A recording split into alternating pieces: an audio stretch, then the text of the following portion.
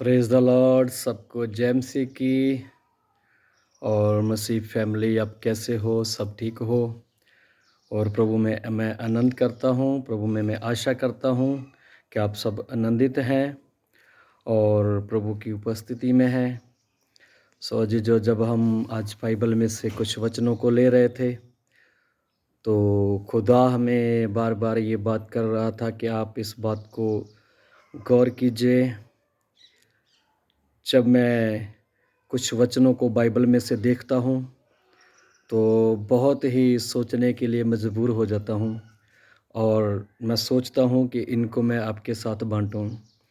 तो जब खुदा का आत्मा आपसे बात करता है तो आप खुदा के लिए सोचते हैं, और जब खुदा का आत्मा आपके बीच में आता है तो आप खुदा के लिए तैयार रहते हैं, किसी और के लिए नहीं। आत्मा की सबसे बड़ी पहचान है कि आप केवल मसीह के हैं और मसीह आपका है, और दुनिया में आप किसी के नहीं हो। आपके और मसीह के बीच में कोई नहीं है। पवित्र आत्मा की सबसे बड़ी ये निशानी है।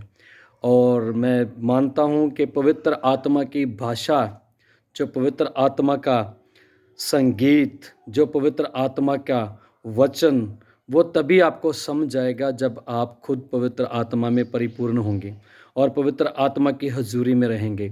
कुछ लोग परमेश्वर की बातें नहीं समझते, लेकिन परमेश्वर के पास जाने की कोशिश करते हैं।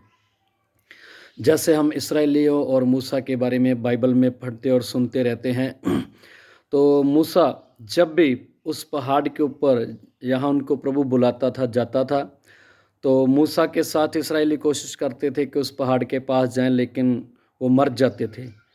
वो अभिषेक को सहन नहीं कर पाते थे। यही बात है कि हम जब शरीर में होते हैं, जब हमारी बातें शरीर को होती है, तो हम क्या करते हैं? हम प्रभु के पास जाना चाहते हैं, लेकिन उतनी हमारी ब्लेसिंग कम होती है, उतने हमें नुकसान उठाने पड़ते हैं।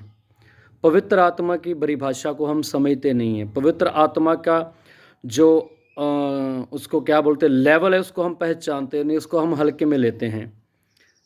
मूसा पहाड़ के ऊपर जाता था पवित्र आत्मा के द्वारा प्रभु की बातें सुनने के लिए।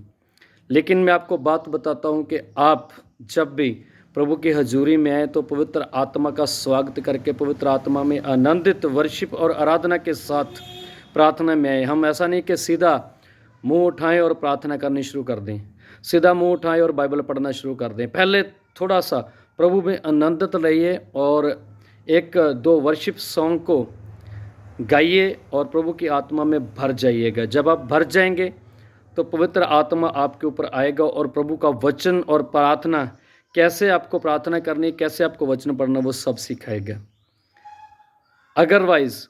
अदरवाइज अगर हम पवित्र आत्मा में नहीं है तो उस पहाड़ के पास जाएंगे जहाँ प्रभु मौजूद है, यहाँ प्रभु की हजूरी है, तो हम अपना नुकसान खुद उठाएंगे।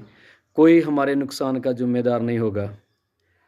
कोई हमारे नुकसान के लिए अपने आप को वेरीफाई नहीं करेगा। हम खुद उस संकट में फंस जाएंगे, क्योंकि हमने उस अहमियत को नहीं पहचाना जो यीशु की क्रूस के जरिए हमें इस दुनिया में मिली है। और पवित्र आत्मा का स्वागत करते रहिए, पवित्र आत्मा में बने रहिए। God bless you. आमीन। सबको जय मसीह की। Praise the Lord. Shalom everyone.